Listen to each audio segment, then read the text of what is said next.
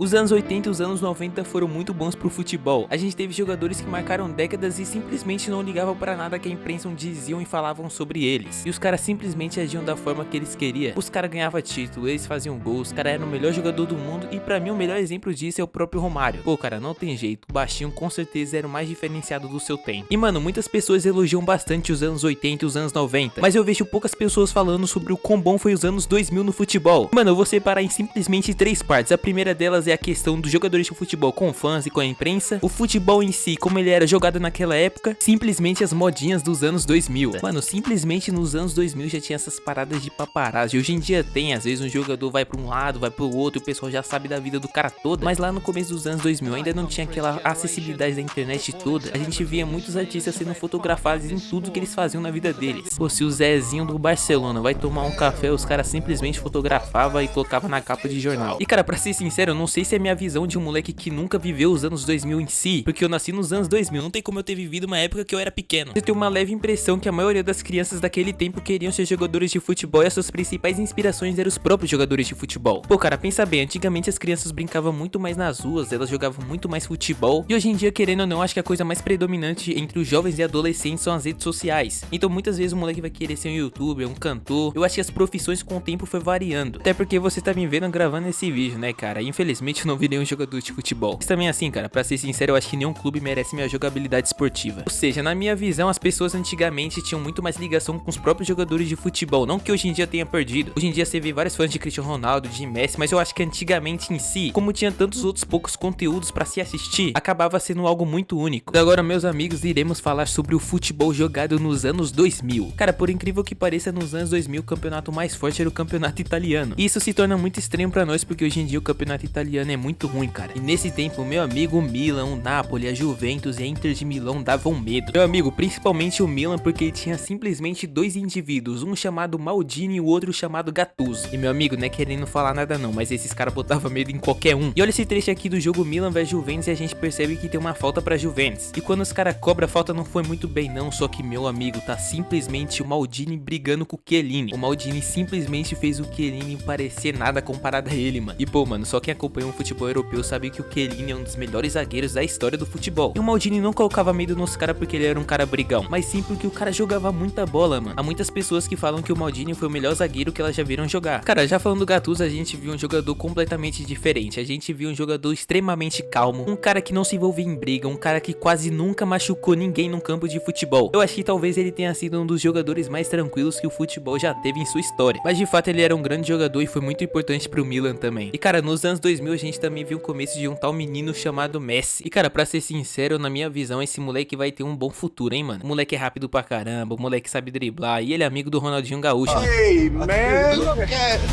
Pra nós? Mano, mas tirando as brincadeiras de lado, a gente já via que o pequeno Messi já tinha muito futuro no começo dos anos 2000. O cara, você vê que a estreia dele, ele faz um gol impedido, depois ele faz um outro gol de cobertura. E, mano, olha como era o time do Barcelona no primeiro ano do Messi no profissional. A gente tinha o Vitor Valdez, a gente tinha o Puyol, o Rafa Marques, o Giovanni Van Bruchovski, a gente tinha o lateral direito, o Silvinho, que é brasileiro. O volante do Barcelona nesse tempo era o Edmilson, que já tinha ganhado uma Copa do Mundo lá em 2002. A gente também tinha o Thiago Motta, cara, que ficou muito tempo no Paris Saint-Germain. No meio a gente tinha simplesmente a dupla Xavi e Iniesta. E cara, pra ser sincero, eu cheguei a acompanhar essa dupla no último ano dela. A gente também tinha um terceiro melhor jogador do mundo, simplesmente Deco. A gente também tinha um tal de Ronaldinho Gaúcho, não sei se vocês conhecem, tava no auge. A gente também tinha o Maxi Lopes, e quem conhece o Maxi Lopes conhece, né, cara? A gente também tinha um tal de Samuel Eto'o. E aí, com 18 anos, a gente tinha um pequeno Messi. E aí o tempo foi passando e o Messi se tornou o que é hoje. Mas cara, já falando de Messi, a gente também pode falar do Cristiano Ronaldo nos anos 2000. R7 nesse tempo tinha sido revelado lá na base do esporte. E ele jogou algum tempo e basicamente foi transferido pro Manchester United, que desde o final dos anos 90 tava numa crescente muito grande, ganhando diversos títulos e com um jogador chamado Beckham. E cara, assim, todo mundo já sabe que o Beckham foi uma super estrela do futebol, mas ele acabou saindo do Manchester United e indo pro Real Madrid lá em 2003. E adivinha quem foi contratado pelo Manchester United no mesmo ano? Ele mesmo, Cristiano Ronaldo. Cara, assim, pra ser sincero, os anos de Manchester United do Cristiano Ronaldo, meu amigo, essa fase foi simplesmente um absurdo. Cara, pra ser sincero, a gente assistindo algumas partidas das antigas do próprio CR7 no United, a gente acha que é até outro jogador, mano. E cara, pra ser sincero, eu peguei aquela fase do Cristiano Ronaldo, onde ele jogava mais centralizado lá no Real Madrid. Claro, ele em si era ponta esquerda, mas mesmo assim ele já não corria tanto. Agora, meu amigo, nesse tempo aí o cara corria, o cara cruzava, o cara driblava todo mundo, parecia até que era o Neymar jogando, mano. Foi nesse tempo mesmo que ele virou grande amigo do Rooney, teve aquele trio lá, Quaresma, Nani. Se eu não me engano, foi na temporada 6 e 7 que ele simplesmente entrou no melhor time do mundo como meio armador, mano. Fora que ele ganhou 3 vezes a Premier League, 2 Supercopa da Inglaterra e também ganhou a Champions League e ganhou o melhor jogador do mundo lá no Manchester United. Mano, e já falando das premiações da Bola de Ouro, no primeiro ano da década, simplesmente quem ganhou foi o Luiz Figo. Em 2001 foi o Michael Owen. Em 2002 o ganhador foi um brasileiro, e eu tô falando nada mais nada menos que o Ronaldo Fenômeno. Em 2003 quem ganhou foi o Nedved, que jogava lá na Juventus. Em 2004 tem o Tivenchenko, que também jogava lá no Milan. E lembra que eu falei que nesse tempo a Itália era maior no futebol? E cara, em 2005 não tem jeito, quem ganhou foi o Ronaldinho Gaúcho. Em 2006 teve uma coisa muito diferenciada, que foi o Fábio Cannavaro que ganhou. E pra quem não sabe, o Fábio Cannavaro tinha ganhado a Copa do Mundo com a Itália nesse mesmo ano, só que a parte mais engraçada de tudo é que o cara é simplesmente um zagueiro. Em 2007 simplesmente quem ganhou essa Bola de Ouro foi o Kaká, o último brasileiro Bola de Ouro, e foi o único jogador da história a ganhar do CR7 e do Messi numa disputa. Em 2008 foi a primeira Bola de Ouro do CR7. Em 2009 a gente teve o Lionel Messi.